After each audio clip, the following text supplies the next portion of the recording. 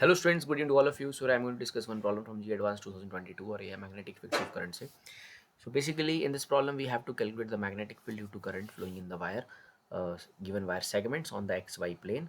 So हमें point O पर magnetic field का पता करना है. So students यहाँ पर मैग्नेटिक फील्ड जो रहेगा, जो नेट मैग्नेटिक फील्ड होगा वो वेरियस करंट कैरिंग कॉन्फ़िगरेशंस की वजह से रहेगा.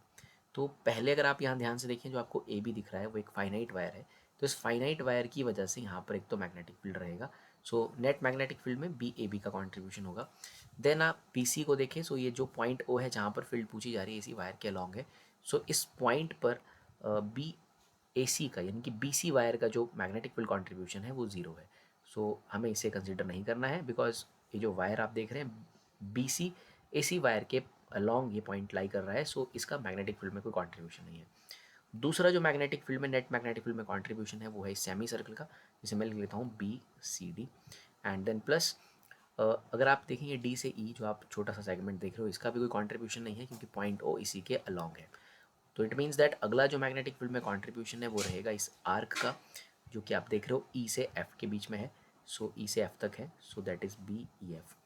देन हमारे पास एक लास्ट में एक और वायर है जो कि एफ से जी की तरफ जा रहा है. बट अगेन ये पॉइंट ओ इसी वायर के लॉन्ग है. तो अगेन ये वायर भी कॉन्ट्रीब्यूट नहीं कर रही है. इट मीन्स दैट इस पॉइंट ओ पर जो मैग्नेटिक फील्ड रहेगा वो रहेगा due to this finite wire that is A B, and then due to this semi circle, and then due to this arc there. तो हम सबसे पहले magnetic field due to A B जो कि एक फाइनाइट वायर है उसकी वजह से कैलकुलेट करेंगे. तो स्टूडेंट्स पॉइंट ओ जो है इस ए बी वायर के बी एंड से एल डिस्टेंस पर है. लाइक इस सेमी सर्कल का रेडियस है L by two. It means यहाँ से यहाँ तक का जो डिस्टेंस है वो है एल अपॉन टू. तो पॉइंट बी से यहाँ तक की दूरी एल है और वायर खुद भी एल लेंथ की है. सो अगर मैं इसे पॉइंट ए से ज्वाइन करता हूँ तो ऑब्वियसली ये जो एंगल यहाँ बनेगा वो बनेगा 45 degree, because this is also L और this wire A B is also length L. So obviously this angle is 45 degree there. सबसे पहले हम बी ए बी निकालेंगे. This is a finite wire. So finite wire की magnetic field का expression होता है mu naught upon 4 pi. Let suppose current is I there and upon distance like point B से लेकर के वहाँ तक पॉइंट ओ तक का डिस्टेंस है बेसिकली एल. तो मैं लिखूंगा एल और ब्रैकेट में लिखा जाता है sine phi one plus sine phi two. तो ऑब्वियसली एक एंगल यहाँ पर ज़ीरो है बिकॉज ये पॉइंट ओ है बिल्कुल एंड के सामने है, और दूसरे की वजह से यहाँ पर एंगल होगा sine 45 degree.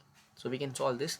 So B A B हम निकाल लेंगे mu naught upon 4 pi I upon L multiplied by 1/√2.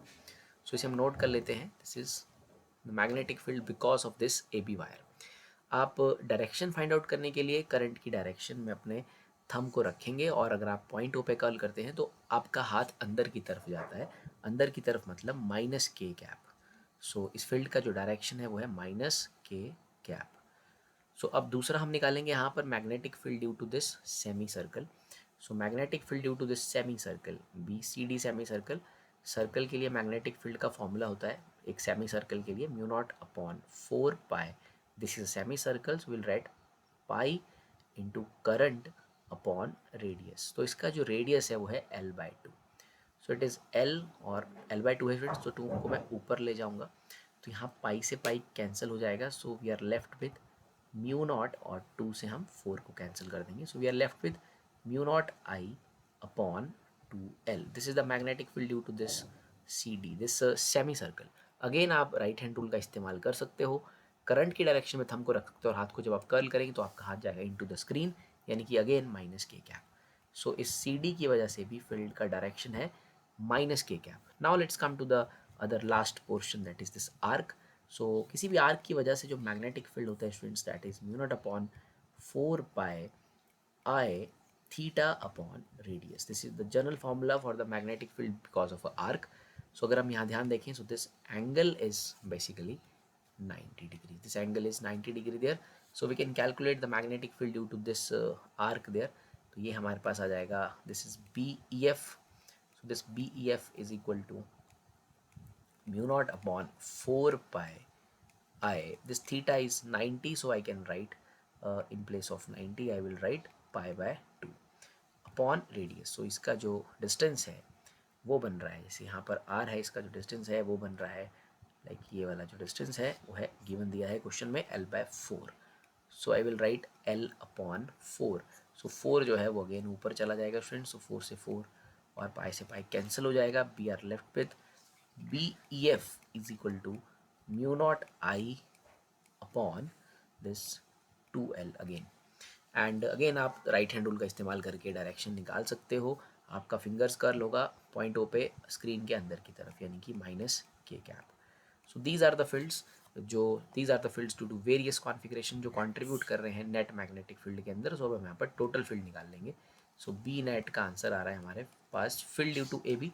Field due to A B है हमारे पास mu naught upon 4 pi and it is I upon L into 1/√2 plus सभी fields -k cap में है। दूसरी फील्ड है mu naught I upon 2l plus mu naught I upon 2l, और ये सभी के सभी -k कैप में है। So then we simply take common और जो ऑप्शन है उसके अकॉर्डिंगली हम इसको लिख लेंगे।